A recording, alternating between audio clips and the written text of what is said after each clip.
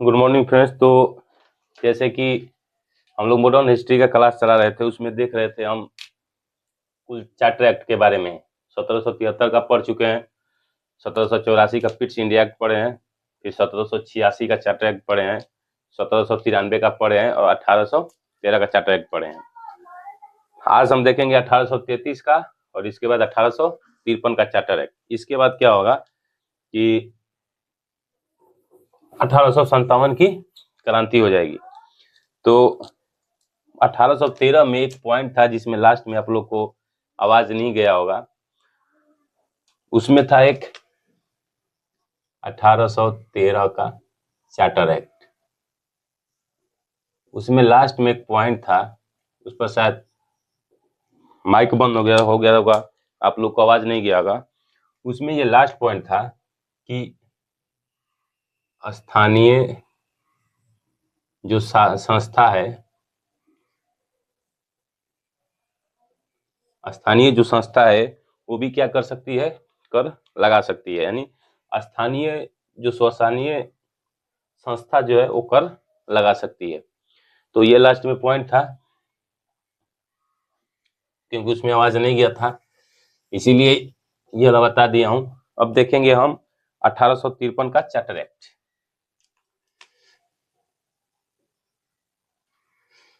अठारह सौ तैतीस का चार्टर एक्ट।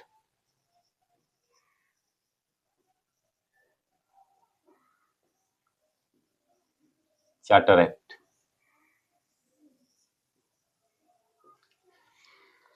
इसमें क्या किया गया कि पिछले क्लास में हम लोग देखे थे कि जो 1813 का चार्टर एक्ट था उसमें कंपनी का शासन 20 वर्ष के लिए बढ़ा दिया गया था। यानी 1813 से 20 वर्ष जोड़ेंगे तो कितना आएगा, 1833। तो 1833 तक जो उसका अधिकार था, मोनोपोली था, किसके साथ, सिर्फ चाय और चीन के साथ। इसके बाद तो सारे कंपनी के लिए छोड़ दिया गया था, लेकिन उसमें किसका मोनोपोली रह गया था, चाय और चीन। इसके साथ मोनोपोली किसका रह गया था, सिर्फ ईस्ट इंडिया कंपनी का। अब 1833 में क्या किया गया कि ये मोनोपोली है, इसको भी खत्म कर दिया गया। यानी जो ये मोनोपोली थी, ये का अधिकार था, ये भी उसको खत्म कर दिया गया। किसको, ईस्ट इंडिया कंपनी का, जो ये एकाधिकार मिला हुआ था। तो इसमें जो पहला पॉइंट है लिखेंगे कि कंपनी का एकाधिकार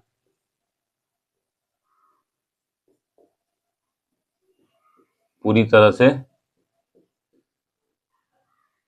से क्या किया गया, समाप्त कर दिया गया, समाप्त कर दिया गया। जब पूरी तरह समाप्त कर दिया गया, यानी जो चीन के साथ व्यापार होता था और जो चाय का व्यापार होता था उसको भी समाप्त कर दिया गया। और इसको कैसा काट दिया गया, तो प्रशासनिक एवं राजनीतिक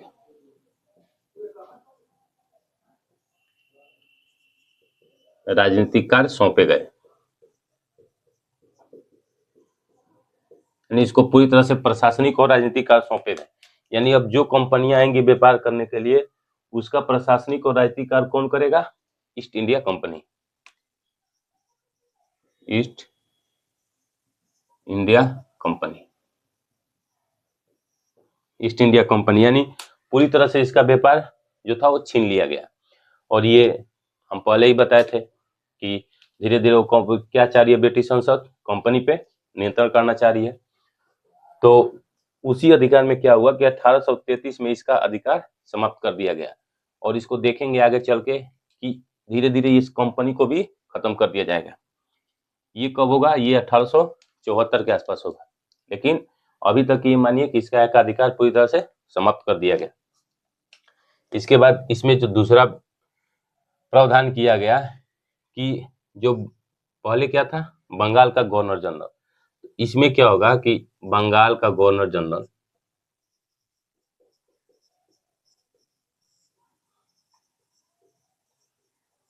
अब भारत का गवर्नर जनरल होगा, भारत का गवर्नर जनरल होगा। ये बंगाल का जो गवर्नर जनरल है अब भारत का गवर्नर जनरल कहा जाएगा। यानी पहले क्या था, 1773 से देख रहे थे कि बंगाल का गवर्नर जनरल हुआ करता था, लेकिन अब क्या होगा, बंगाल का गवर्नर जनरल भारत का गवर्नर जनरल होगा। और पहला भारत का गवर्नर जनरल कौन है, William Bentinck, lord William Bentinck.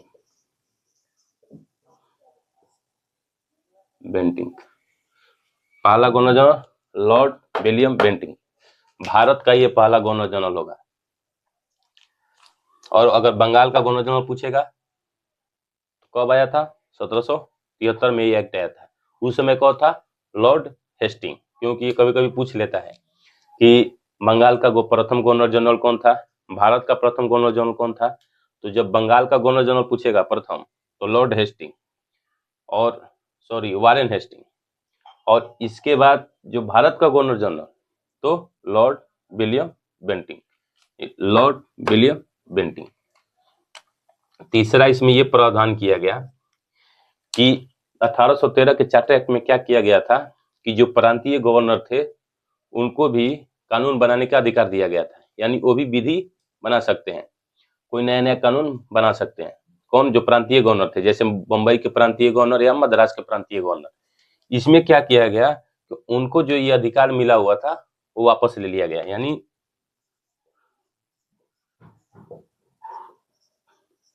प्रांतीय गवर्नर से विधि बनाने की जो शक्ति थी वापस ले ली गई, उनसे ये शक्ति क्या हुआ, वापस ले लिया गया। इसके बाद इसमें चौथा प्रावधान किया गया कि इसमें एक विधि सदस्य को जोड़ा गया। इससे पहले इसमें कोई विधि सदस्य नहीं होता था, यानी जो ये गवर्नर जनरल का मन करता था उस ढंग से ये लोग विधि बनाते थे, यानी एक तरह से इनको कोई सलाह नहीं देता था कि इस ढंग से विधि बनाया जाए।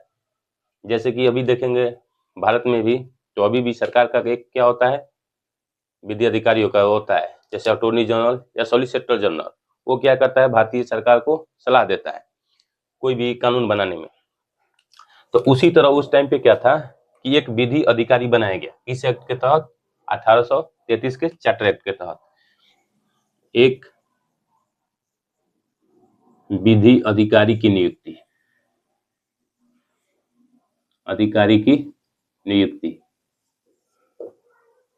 इस एक्ट के तहत की गई, 1833 के चार्टर एक्ट के तहत एक विधि अधिकारी की। और प्रथम विधि अधिकारी कौन बना, लॉर्ड मैकाले।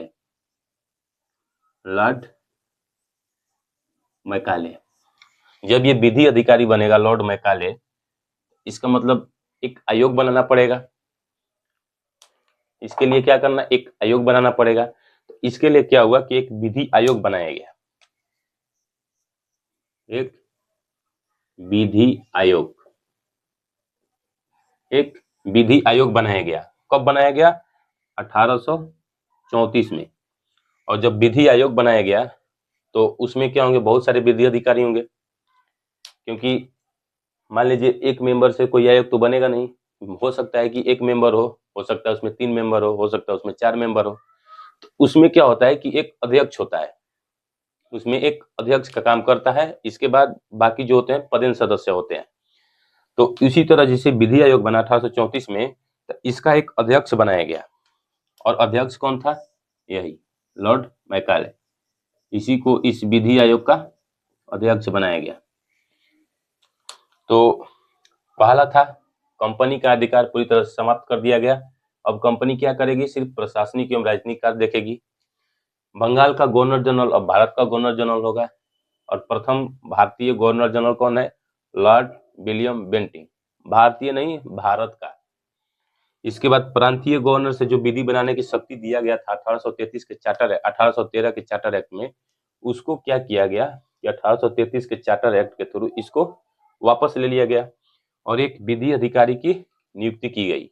और पहला विधि अधिकारी लॉर्ड मैकाले, और एक विधि आयोग भी बनाया गया। कब, 1834 में, और उसका अध्यक्ष कौन था, लॉर्ड मैकाले। इसके बाद इसको मिटा देते हैं, इसमें और पॉइंट है।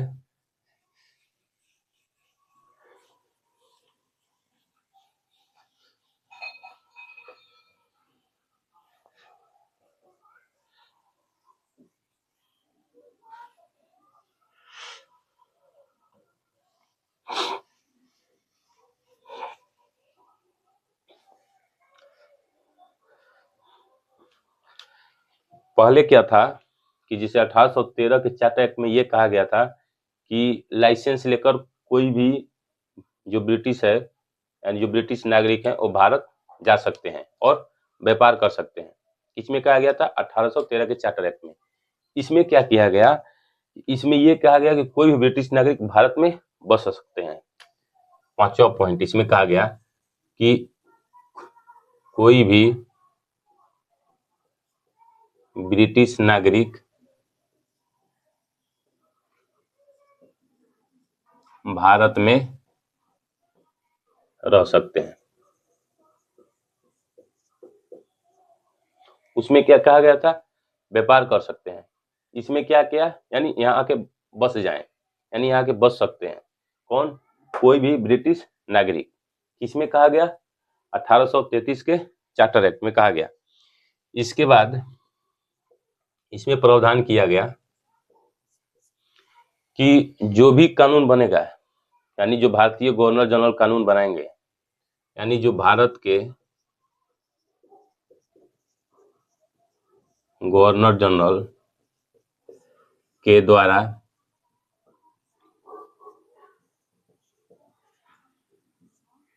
बनाया गया विधि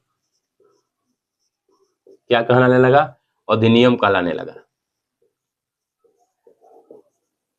अधिनियम कहलाने लगा, अधिनियम कहलाने लगा। भारत के गवर्नर जनरल के द्वारा बनाया गया जो विधि है वो क्या कहलाने लगा, अधिनियम कहलाने लगा। और जो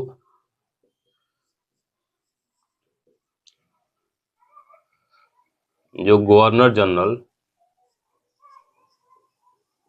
प्लस उनकी जो परिषद थी, गवर्नर जनरल और प्लस उनकी जो परिषद थी, जैसे हम 1773 के चार्टर एक्ट में देखे थे कि गवर्नर जनरल की एक परिषद बनाई गई थी, 1+4 मेंबर मिला के, यानी 5 मेंबर मिला के। और इसके बाद 1784 में क्या किया गया कि 1+3 मेंबर कर दिया गया, यानी टोटल 4 मेंबर कर दिया गया। तो जो वो परिषद थी वो 1833 में इस परिषद को क्या कहा जाने लगा, भारत सरकार। यही कहा हुआ, भारत सरकार। जो ये परिषद थी इसी को भारत सरकार कहा जाने लगा। तो मान लीजिए क्वेश्चन पूछेगा कि भारत सरकार किस एक्ट में कहा गया है, गवर्नर जनरल एवं उनकी परिषद को भारत सरकार किस एक्ट में कहा गया है, तो 1833 का चार्टर एक्ट में कहा गया है। इसके बाद एक इसमें और प्रावधान क्या किया गया कि पहले क्या था कि पहले अपने मन से भर्ती लोग करते थे, सैनिक की भर्ती या जो भी भर्ती हो, वो लोग क्या करते थे, किसी को जो मन चाहा गवर्नर जनरल को उठा लिए, भर्ती कर लिए। लेकिन इसमें क्या, इस एक्ट में क्या किया गया कि योग्यता के आधार पर भर्ती किया जाने लगा। योग्यता के आधार पर भर्ती करना, यानी यहाँ पर क्या देखा जाने लगा, योग्यता देखा जाने लगा। पहले ऐसा नहीं था, किसी भी एक्ट में ऐसा नहीं था। और ये क्वेश्चन पूछा गया है, ये क्वेश्चन पूछा गया है। तो ये 1833 का चार्टर एक्ट के बारे में था। इसमें 4 पॉइंट उधर था, इसे 5वां पॉइंट था, कोई भी ब्रिटिश नागरिक भारत में रह सकता है। इसके बाद भारत के गवर्नर जनरल के द्वारा बनाया गया विधि क्या कहलाने लगा, अधिनियम कहलाने लगा। इसके बाद गवर्नर जनरल और प्लस परिषद उनकी क्या कहलाने लगी, भारत सरकार कहलाने लगी। इसके बाद जो योग्यता के आधार पर भर्ती करना, यानी किसी भी लोग की भर्ती कैसे होगी, तो अब योग्यता उनकी देखी जाएगी। तो ये 1833 का चार्टर एक्ट था। इसके बाद क्या आएगा, 1853 का चार्टर एक्ट आएगा। तो हम इसमें देख लेते हैं 1853 का चार्टर एक्ट।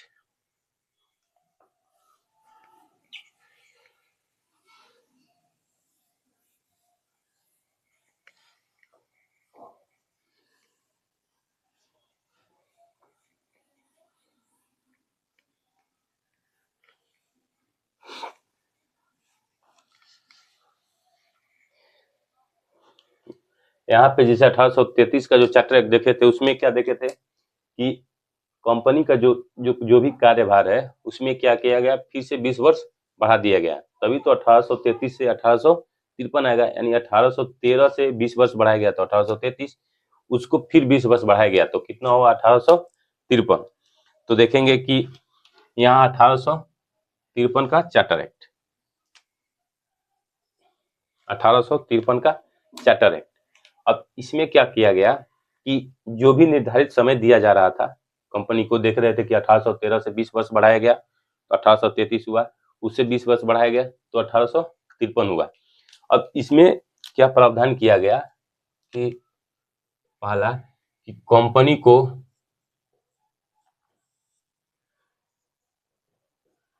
अब निर्धारित समय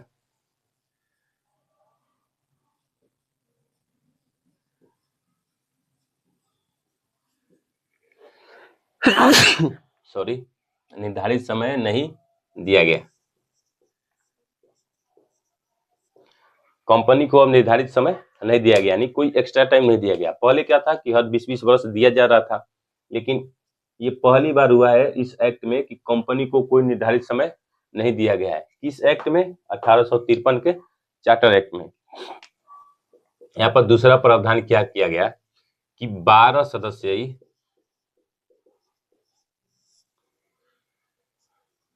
विधान परिषद की स्थापना,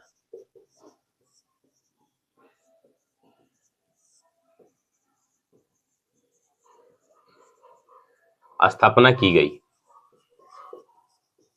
12 सदस्यीय विधान परिषद की स्थापना की गई। अब ये क्यों की गई, तो ये कोई भी विधि बनाने के लिए इसकी स्थापना की गई। जैसे अभी भी देखेंगे कि उच्च सभा, जैसे राज्यसभा हुआ या लोकसभा हुआ तो उच्च सदन बोलते हैं, निम्न सदन बोलते हैं। तो उसी तरह पहली बार यहाँ क्या किया गया था इस एक्ट में, 1853 के चार्टर एक्ट में, कि 12 सदस्यीय विधान परिषद की स्थापना की गई पहली बार। क्या करने के लिए, विधि बनाने के लिए। और इसमें क्या किया गया कि जो विधि सदस्य है उसको अस्थायी कर दिया गया। इसमें विधि सदस्य को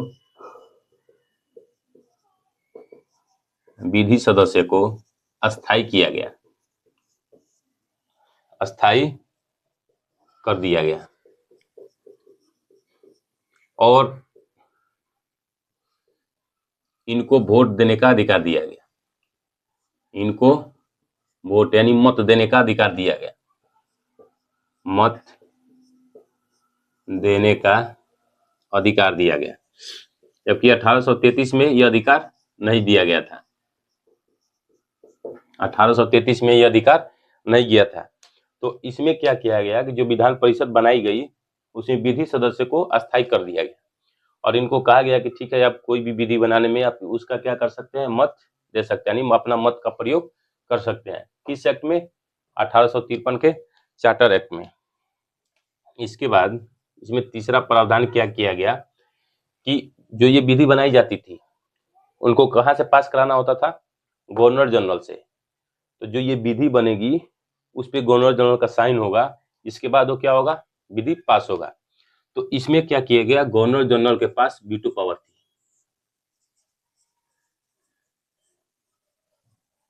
गवर्नर जनरल के पास वीटो पावर दिया गया।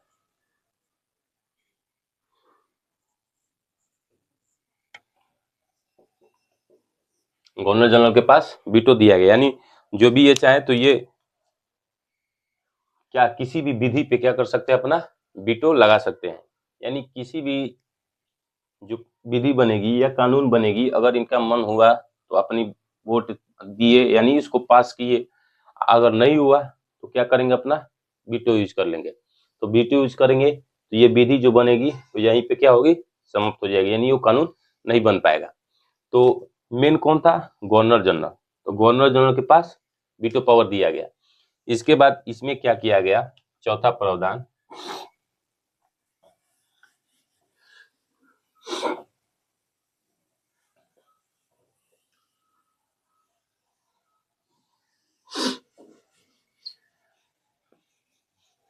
मेरे पास स्पेस कम है इसीलिए थोड़ा मिटाना पड़ रहा है, आप लोग इसको नोट करते चलिएगा। इसमें चौथा प्रावधान क्या किया गया कि जो 1833 का चार्टर एक्ट था उसमें क्या प्रावधान था कि योग्यता के आधार पर भर्ती की जाएगी। उसमें ये प्रावधान किया गया था कि योग्यता के आधार पर भर्ती की जाएगी। इसमें क्या प्रावधान किया गया कि प्रतियोगिता परीक्षा ली जाएगी। प्रतियोगिता परीक्षा के आधार पर, यानी प्रतियोगिता के आधार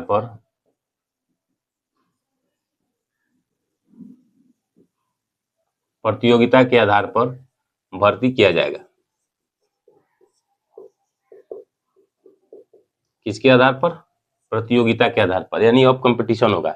पहले क्या था कि अगर आप एलिजिबल है, आपके पास उतना डिग्री है तो ठीक है, आप एलिजिबल है कोई भी पद धारण करने के लिए। लेकिन अब क्या होगा, प्रतियोगिता यानी कंपटीशन किया जाएगा, तो उसके आधार पर भर्ती किया जाता था, जैसे आजकल होता है।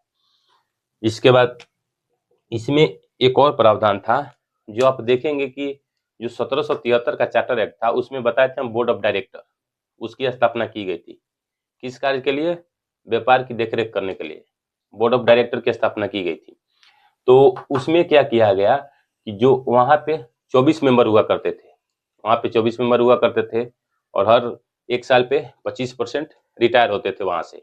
और ये बताए थे कि शक्ति उनको वोट देने की वही लोग की थी जिनका 1000 पाउंड से शेयर ज्यादा था। यानी जो अधिक से शेयर कितना किए थे? 1000 से, जिनका कंपनी में शेयर ज्यादा था 1000 पाउंड से, वही उनकी जो सिलेक्शन थी उसमें वोट करते थे बोर्ड ऑफ डायरेक्टर में। और उसमें कितने मेंबर होते थे?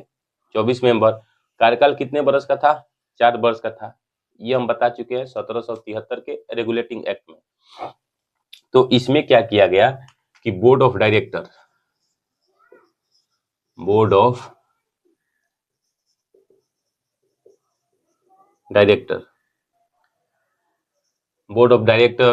की संख्या को घटाकर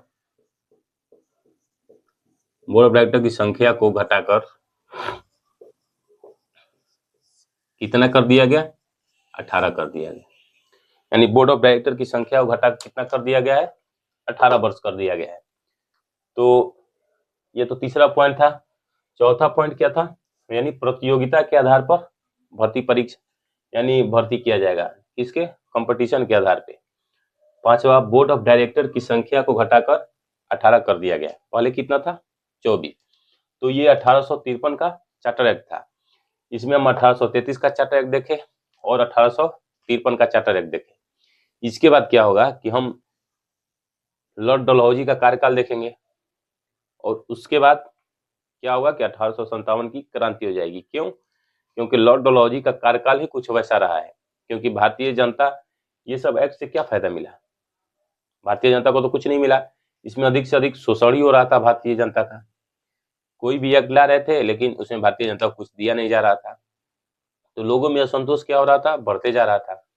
और इसके बाद उस असंतोष में एक चिंगारी का काम करेगा कौन? लॉर्ड डलहौजी का कार्यकाल। इसके बाद क्या होगा कि उस कार्य से असंतोष होकर जैसे ही उनका कार्यकाल खत्म होगा तो 1857 की क्रांति हो जाएगी। तो हम उसको नेक्स्ट क्लास में देखेंगे। आज के लिए इतना ही। अगर आप लोग को अच्छा लग रहा है तो ज़्यादा से ज़्यादा शेयर करें इसको। और ये क्योंकि ये आप लोग चाहेंगे तभी ये चैनल ग्रो होगा, क्योंकि आप लोग के सपोर्ट की वजह से तो कोई नहीं होता। जितना भी लोग हैं, आप लोग के सपोर्ट से तो कोई नहीं बनेगा। सॉरी, आप लोग के सपोर्ट के बिना तो कोई नहीं बनेगा। तो इसलिए अगर हम इसमें क्या करिए कि आप लोग ज़्यादा से ज़्यादा इसको शेयर करिए और सपोर्ट करिए, ताकि हम लोग को भी मोटिवेशन मिलता रहे। तो आज के लिए इतना ही। धन्यवाद। नेक्स्ट क्लास में हम देखेंगे डलहौजी का कार्यकाल और 1857 की क्रांति।